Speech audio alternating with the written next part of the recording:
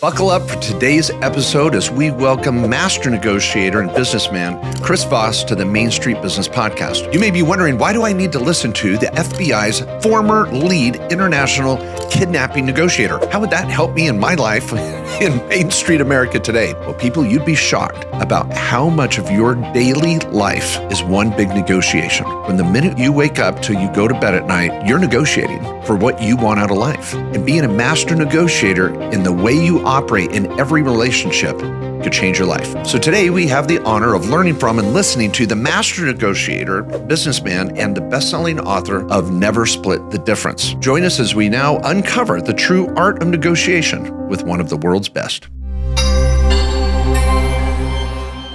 Really, Chris, this is the heart of the interview I wanted to talk about, is that I think us small business owners, and I'm speaking for them too, we really don't understand how much negotiation is going on in our life, and there's a lot of misperceptions.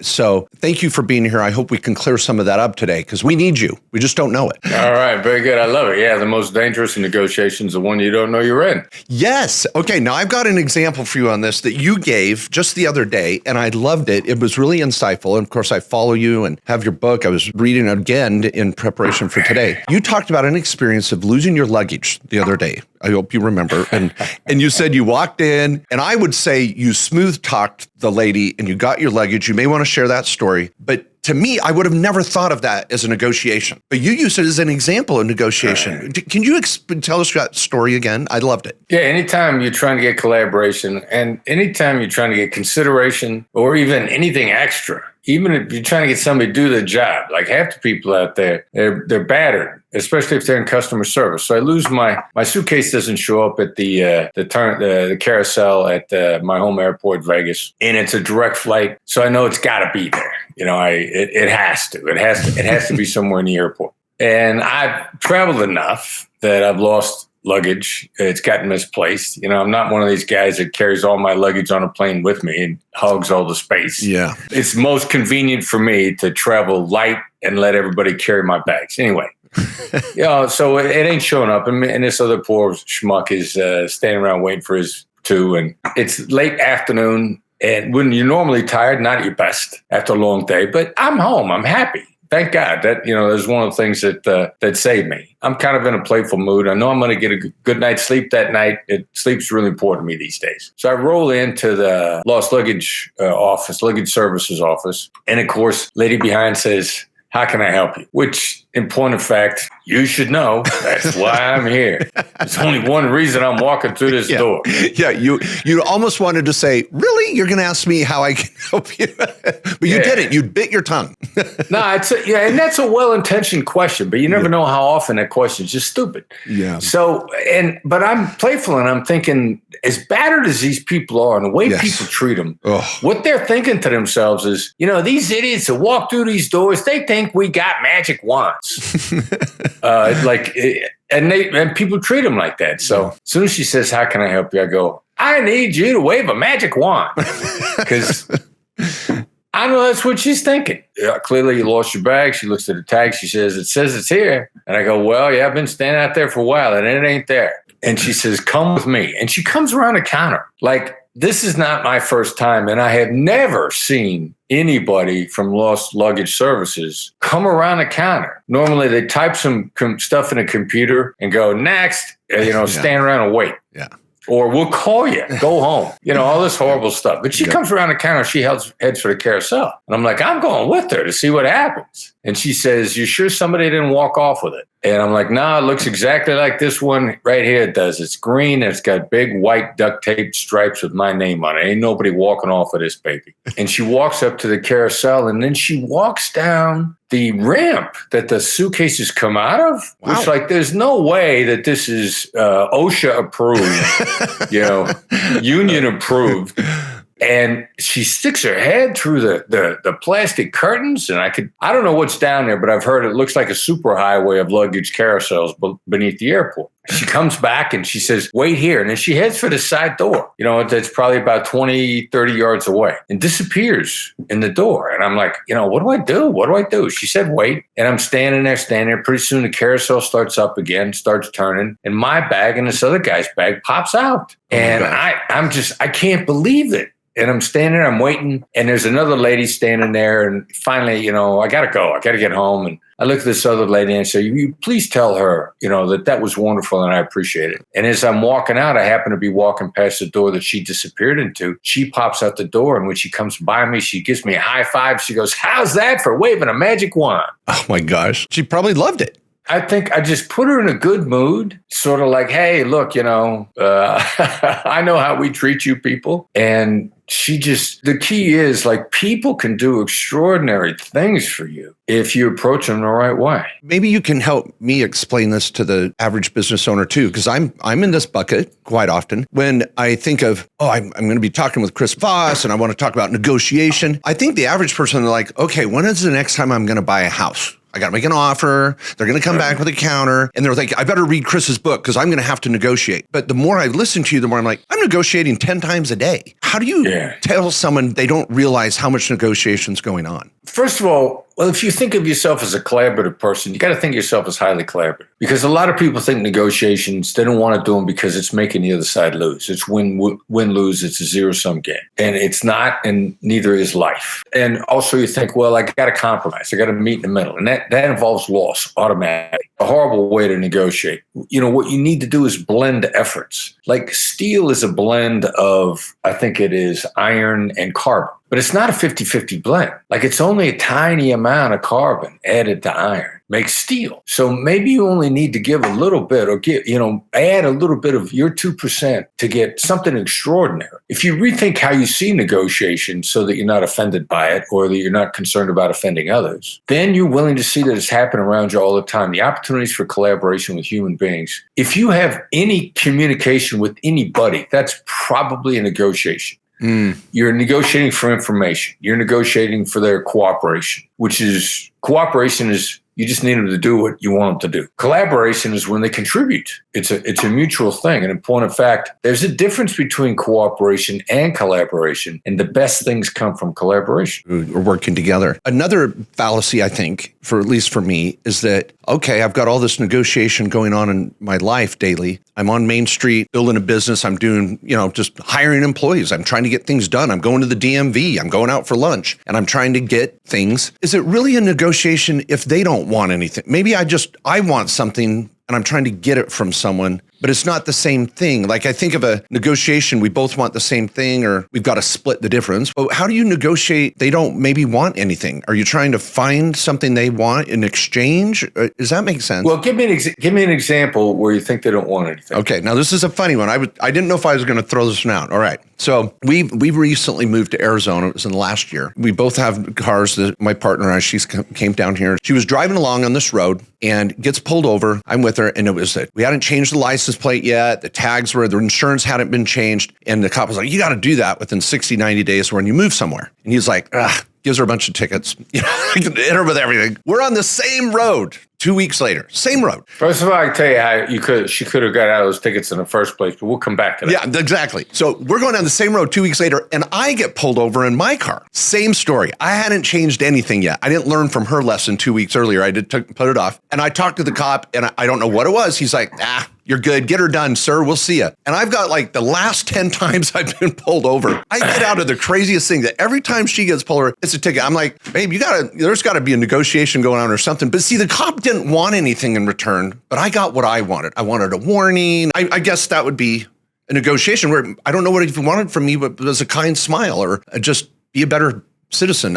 It was a one-way. Well, first of all, each time the cop, actually what they want is to feel like they're doing the job and they're effective. And they want to feel good about it. So giving you a ticket or not giving you a ticket is an option of whether or not they're doing their job. Yeah. Whether or not they see it as public service, public safety, fighting crime, however they see it. They want a feeling of Ooh, purpose and mission. I like that. And so rethink what kind of vibe are you giving it? And clearly, if you're getting out on a regular basis and she's not, then whatever she's radiating as they approach, or whatever happens in the first few moments of the exchange, is what makes all the difference in the world, is to the decision the police officer is going to make. What they want to know is that you were a wrongdoer. That's what they really want to know. And that you somehow disturbed the balance of the universe by whatever transgression that you committed. And so there's a defensiveness when they walk up. They don't know who you are. They don't know whether or not they should be concerned about who you are. Like there's all these potentialities that are going through their heads. You can be preemptive. Like the typical answer is, do you know why I stopped you? Well, you said something really interesting in there. I'd like to dive a little further if I could. You said that the officer, he did want something.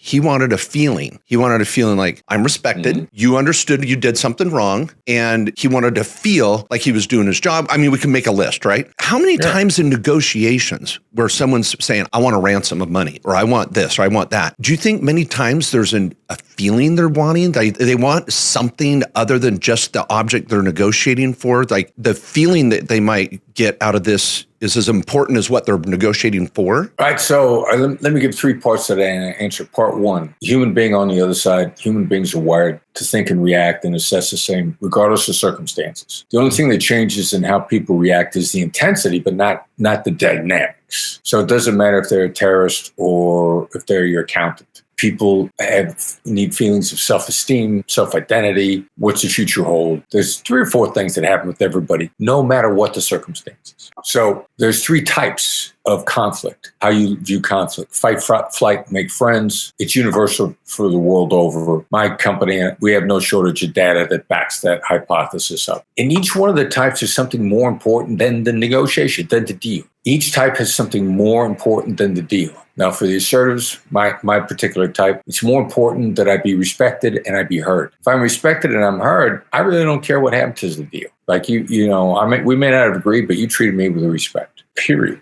I'm good. And I'm heard, because being heard makes me feel respected. More important than the deal. Accommodators, make friends type. It's more important to have hope for the future and that we have a pleasant interaction. More important than the deal. If we're pleasant with each other and there's hope for a future relationship, I care more about that than a deal. Flight type, analysts. Fleeing from conflict is simply an option. And head-to-head conflict is highly inefficient and messy and bloody. So the analytical type. What do they want to know? They want to know they've got the information. They're hoping for the best decision, but even more important than the decision is the information, because there's always more information. So we should hold the decision off till we get more information. So regardless of circumstances, there's always something more important to the other person than the deal. It's almost like you're hacking the human nature. If I go out in the day as a small business owner and know that I'm going to get more done, I'm going to get more of what I want, more sales, more relationship building, more whatever it is. If I can understand going into it that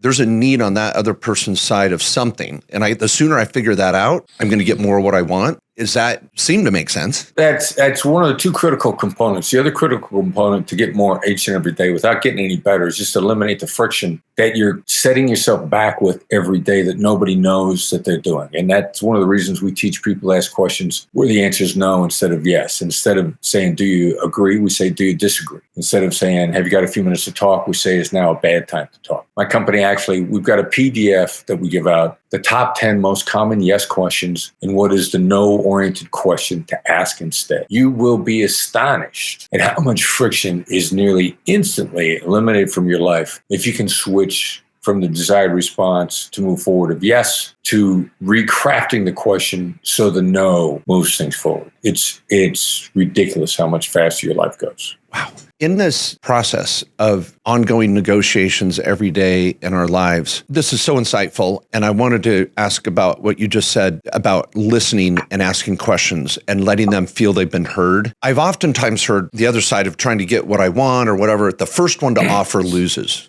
And I don't know if that's true. Yes. What your take is, because I'm not listening enough. Why is that true, and why? All right, so we're in a Las Vegas world. And what do I mean by that? Nothing works all the time. You just need to know what works more than anything else. Now, there's a small minority of people that want to make the first offer, and they win a minority of the time. What's wrong with their data is they don't know how many deals they drive from the table, and they're missing out on deals that they might have otherwise made. number one. The other two that's absent from their data, those that want to name a price and anchor high, and there's academic data out there, flawed data that supports it, is you may have anchored low and you didn't know it.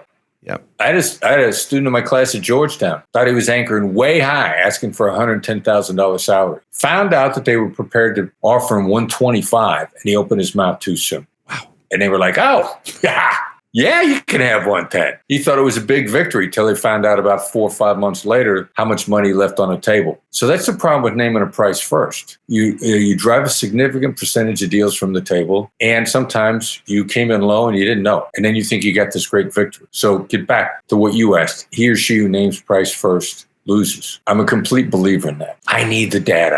I need to hear what you think the range is. I need to be able to craft a way where I need to find out what you think a great price is. And I'm actually going to come in just probably right on that price because I want you to implement and deliver, over-deliver, just like what you promised you were going to do initially. And if I beat you on price, you'll never over-deliver. And if I give you too much, you won't over-deliver. But if I can hit your sweet spot, and I need you to tell me the sweet spot. And that's why I'm not going to name price first. So if the antidote to winning winning may not be the right word, but getting what I want in negotiations more, if the antidote is listening and asking more questions and trying to think of what their want is, it seems to me that, for me, I'll even say, and a lot of people, that's scary. Because I have to have enough confidence that I can listen to someone. Maybe the person making the first offer does that because they don't know how to handle the answers they might receive. Is there a level of confidence that's a part of that equation? Yeah, probably. And it's confidence from finding out how much information you get by actually listening. Like, I don't care if you ask great questions. If you don't listen to the answers, it's worthless. And there are a lot of people, I run into them all the time. They ask a stock question,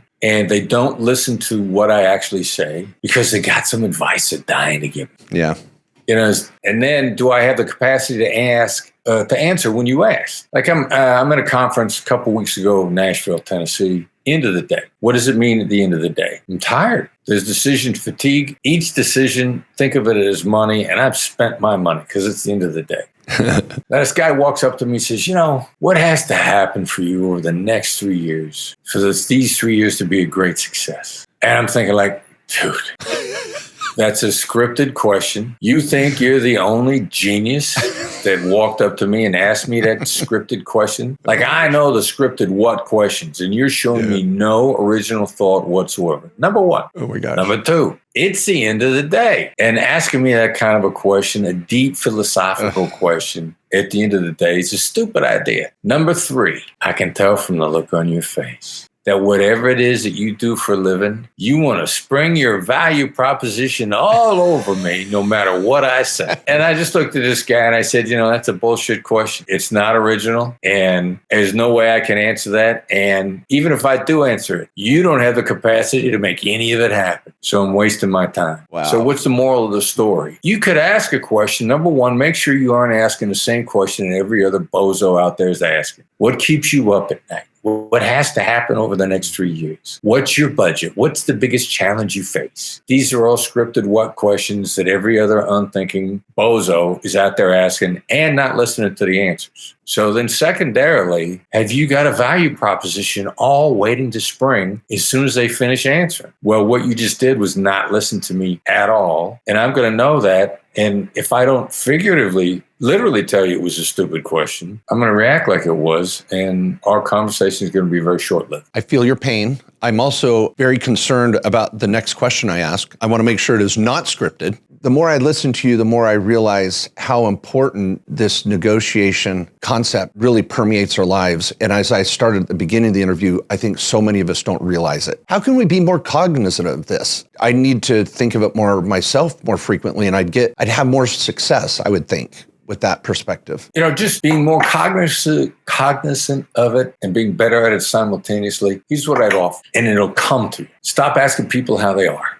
Period. Because you get 4, 5, 6, 10 opportunities a day to interact with somebody. It's your opening conversation. How are you? Whatever information they give you based on their tone of voice, or based on if they're on the phone, or if you see them in person, make an emotionally intelligent, educated guess as to how they are. and it's like, seems like a tough day. Seems like you got up early. Somebody looks really tired. Somebody told me they shared that with somebody behind the counter at the airport the other day who was having a tough time with a customer, and he looked at him and just said, seems like it's been an early day. You can throw out an observation out there that makes them feel seen, and they will immediately start to open up with you. Now, you practice that skill. Then when you get in a real negotiation, do the same thing. See what happens. I promise you it's going to be delightful, whatever happens. And it'll actually, which seems like the indirect approach to solving the problem, ends up accelerating everything. This sounds so much to me about just being a caring individual is going to put you in such a better position in anything you're negotiating for, just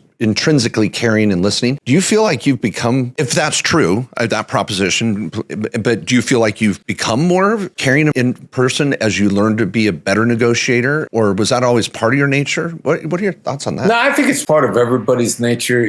There's some data out there as to how many people are actually sociopaths that are around us. Whatever the number is, they're a minority. Like that, and the word narcissist gets thrown around all the time a lot too. That's overdone. Like everybody's a narcissist. We got a society that encourages narcissistic behavior, and then we go like, I hate these narcissists. It's ridiculous. The vast majority of us are caring human beings. And one of the stats, maybe 1 in 35 sociopath. That means 34 out of 35 people you encounter are going to be caring human beings. If you and if you're one of those people, and if you assume, and it's a high percentage assumption because this is a Las Vegas world, you win 34 out of 35 times. That's pretty good as percentage. Then interact with people as if they're caring, and it will come out in you and them. I had a good friend. I told him I was going to be talking with you, and your history with the FBI is just fascinating. We were joking about, and he asked if I'd pose this question too, about when you're reading people. I suspect you had a lot of training, how to read an individual, body language, what they're saying. Is it really true that it's that? Do you have an incredible skill of telling if someone's lying? Are you able to immediately tell, or what would you say your percentage is of being able to indicate that? I don't really look at it as body language read, looking for tells. I think a lot of that is low percentage. What I really look for is I learned to rely on my gut. And the more information I get from you, the more my gut, your gut instinct is ridiculously accurate. I mean, never mind all the body language tells, never mind all of them.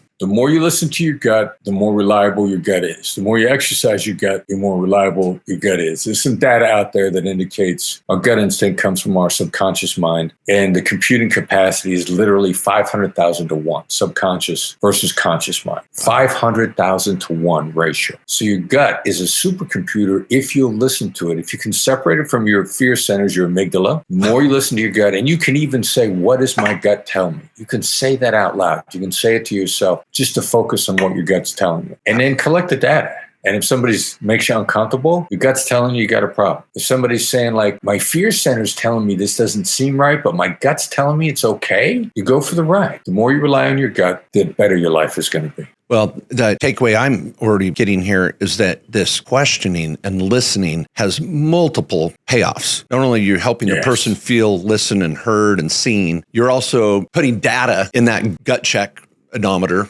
if you will. Gosh, people just don't listen enough. They really don't. That's probably a core problem in this whole equation. Well, it's true. But the flip side is, as soon as you start listening, you have nearly an instantaneous competitive advantage over everybody else because nobody listens. And imagine how much better your life gets in interactions if you're the one guy that does. I'd like to ask, too, how we can help our Main Street followers just get more of you. Your book is phenomenal, but I know you're doing classes and you're teaching constantly. Do you have any place that we could send our listeners to just learn a little bit more about the techniques of listening and negotiating and communicating better? All right, so 2 things. First, easiest, and they both start with my company's website, blackswanltd.com. BlackSwanLTD.com. Now, when you go there, you're going to get an opportunity to sign up for our newsletter. It's complimentary, it's actionable, and it's concise. We're going to ask you for your email, and we're going to send you an email on Tuesday mornings about 7:30 in the morning, regardless of your time zone. Send you an actionable, concise, usable negotiation article that you can implement that day. That's the easy way to keep up. You're going to get training announcements. Now, when you have time to explore, then you go back to the website and you can take a look around and you can look at stuff that's specifically tailored for you. Now, this decision fatigue that I talked about before, realize that that's a little bit deeper dive And you want to do it when you can process the information. There's a lot of information. But in the interim, if you're signed up to the edge, that's a little bit of an autopilot way to slowly sharpen your skills and keep up on a training announcement. When we're going to be in what city? We're going to, next month, June, we're going to be in Dallas for the negotiation mastery course. 2 days of negotiation mastery. We're going to be other places after that. And so you find out about those by subscribing to The Edge, our newsletter. Perfect. And we've got so many followers in Texas. We were just down there for our last event last month in Dallas, and we love our Dallas citizens.